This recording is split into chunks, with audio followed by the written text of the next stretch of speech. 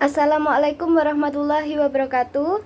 Perkenalkan, nama saya Elsa Febriantika, NPM 190810101028. Di sini saya akan berbicara mengenai pembuatan sebuah sistem pada sebuah koperasi simpan pinjam. Lalu bagaimana sih rancangan yang sudah saya buat? Simak baik-baik ya. Selamat menyaksikan.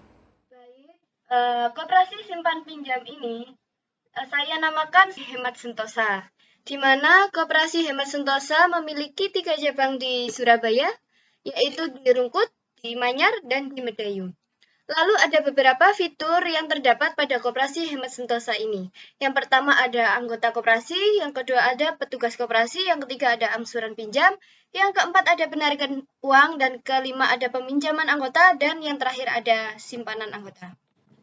Baiklah, di dalam rancangan data ini terdapat beberapa relasi.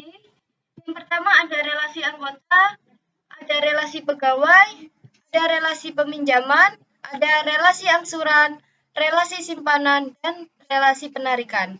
Di mana di setiap relasi tersebut memiliki perbedaan nama atribut. Jadi nama atribut itu disesuaikan dengan data yang akan kita gunakan nantinya. Misalkan di relasi data anggota, memiliki nama atributnya ada ID anggota, ada nama, ada alamat, ada nomor HP, dan ada tanggal daftar. Sedangkan pada relasi data pegawai, atributnya ada ID pegawai, ada nama, ada nomor HP, dan ada alamat. Begitupun juga dengan relasi-relasi yang lainnya. Kita masuk ke dalam rancangan tabel. Rancangan tabel ini terdapat tahap-tahap normalisasi. Yang pertama ada normalisasi 1NF, yang kedua ada 2NF, yang ketiga yaitu 3NF. Ketiga-tiganya ini saling berkaitan. Langsung saja untuk normalisasi yang pertama yaitu 1NF. Di dalam normalisasi 1NF terdapat syarat yaitu suatu tabel bisa dikatakan 1NF jika dan hanya jika setiap atribut dari data tersebut hanya memiliki nilai tunggal dalam satu baris. Tabel ini adalah sudah sesuai dengan syarat dari 1NF.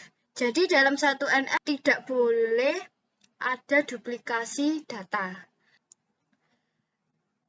Yaitu yang kedua ada normalisasi 2NF. Sama seperti normalisasi 1NF, di 2NF ini juga memiliki syarat. Tentunya yang pertama adalah syaratnya sudah memenuhi 1NF. Dan syarat yang lainnya adalah pada 2NF tidak boleh adanya fungsional dependensi, yaitu di mana setiap atribut yang bukan kunci bergantung pada primer key. Jadi, di dalam ID pegawai ini tidak boleh bergantung pada ID anggota, karena atributnya sudah berbeda. Hal yang harus dilakukan selanjutnya yaitu memecahkan tabel berdasarkan primer key. Jadi ini adalah tabel-tabel yang sudah pisah primer key-nya, yaitu misalkan ada tabel pegawai, yaitu memiliki primer key di ID pegawai dengan atribut ada nama, nomor HP, alamat. Sedangkan di tabel angsuran ada ID angsuran sebagai primer key dan atribut ada tanggal angsuran keberapa, besar angsuran yang dibayar, tanggal temponya, dan bunganya. Misalkan kita ingin mengetahui nomor HP, nomor HP 083 ini milik siapa sih? Nomor HP-nya pegawai dengan nama siapa? Kita cukup mengetikkan dengan kode ini, kode pegawainya, yaitu PEG_A. Ini sebagai ID pegawai.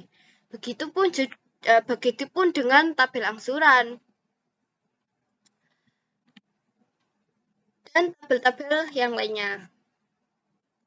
Lanjut ke normalisasi yang ketiga.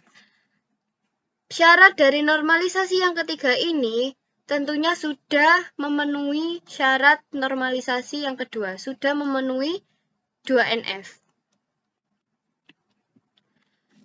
Lalu syarat yang lain di 3NF ini adalah tidak boleh ada transitif dependensi dalam sebuah tabel.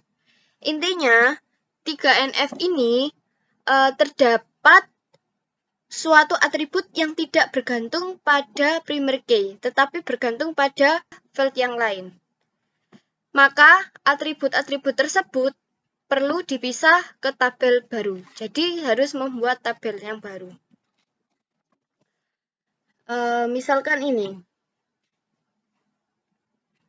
Ini untuk tabel yang baru, yaitu saya namai sebagai tabel detail, di mana di tabel detail terdapat field lain yang tidak bergantung pada primer key.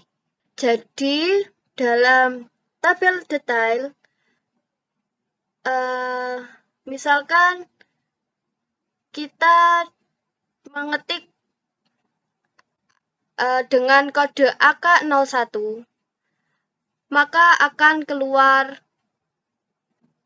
nama anggota, alamat anggota, nomor HP anggota, tanggal daftar, dan ID pegawai. Tetapi dalam ID pegawai ini, kita juga dapat mengetahui nama pegawai, nomor HP pegawai, alamat pegawai. Begitupun juga dengan ID peminjaman.